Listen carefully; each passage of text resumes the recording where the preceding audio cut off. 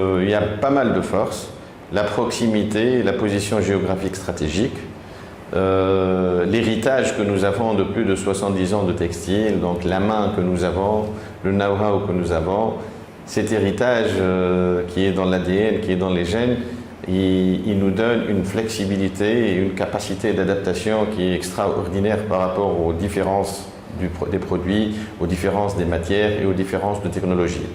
Il y a aussi le capital humain. Franchement, si on mise sur notre capital humain, si on met notre capital humain dans des conditions de travail qui sont exemplaires, dans des conditions avec des plans de formation et d'adaptation aux technologies qui est ce qu'il faut pour faire développer une entreprise,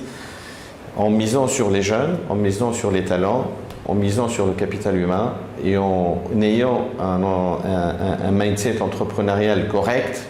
moi je pense qu'une entreprise peut se développer, peut prendre sa place et peut accéder au marché beaucoup plus facilement. Une autre force qui n'est pas des moindres, sincèrement, le capital humain, la main-d'œuvre tunisienne, le Tunisien, la Tunisienne, ont une certaine flexibilité et doigté à rapidement apprendre, rapidement savoir faire un métier. Donc voilà, tout ça, ça a fait de nous un pays, une zone, une industrie où nous avons pas mal d'avantages à faire valoir. Il y a aussi cette culture qui est proche de l'Europe, donc cette entente qui est rapide avec les managers, avec les décideurs, avec les créateurs, les designers et tout ça. Ça fait de nous quand même un terrain favorable à la collaboration et à la production de produits qui se distinguent. Nous avons un mauvais climat des affaires, nous avons un financement qui coûte très cher, nous avons un accès au financement qui est quand même très difficile, une administration hyper lourde, la vie de l'entreprise n'est pas facile, le transport en public il est mauvais,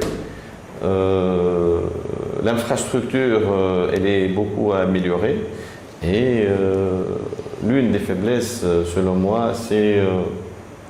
je ne parle pas des 20 ou des 25% des entrepreneurs qui se distinguent, mais je parle des 70 ou 75% d'entrepreneurs qui manquent de